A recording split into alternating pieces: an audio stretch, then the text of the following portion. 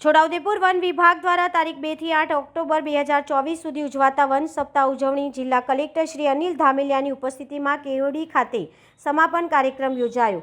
વન્ય પ્રાણી સંરક્ષણ અને સંવર્ધન બાબતે જનજાગૃતિ કેળવવાના હેતુસર સમગ્ર સપ્તાહ દરમિયાન વિવિધ કામગીરીનું આયોજન કરવામાં આવ્યું હતું, જે સંદર્ભે વન વિભાગ દ્વારા છોટાઉદેપુર જિલ્લામાં 2 થી 8 ઓક્ટોબર સુધી વિવિધ કાર્યક્રમો કરવામાં આવ્યા હતા, જેમાં સ્વચ્છતા અભિયાન, વન્ય પ્રાણી સંરક્ષણ સંબંધિત માહિતી, પર્યાવરણ સંદર્ભે લોકજાગૃતિ, વન્ય પ્રાણી બાબતે ક્વિઝ, નેચર એજ્યુકેશન આયોજન, રેન્જ કચેરી, નર્સરીની સાફ સફાઈ, ગોષ્ઠી, શાળામાં નિબંધ, ચિત્ર, વકૃત્વ જેવી સ્પર્ધાઓ, રેલી, બાઇક રેલી જેવા અનેક કાર્યક્રમો કરવામાં આવ્યા હતા।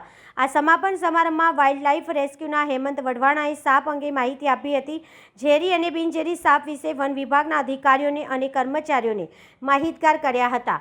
સાપ ડંખ મારે તો કઈ બાબતો ધ્યાન રાખવી અને અંધશ્રદ્ધાઓ અને ખોટી માન્યતાઓથી દૂર રહી પ્રાથમિક સારવાર મેળવી વ્યક્તિઓને જીવ કઈ રીતે બચાવી શકાય એ અંગે જાણકારી આપી હતી।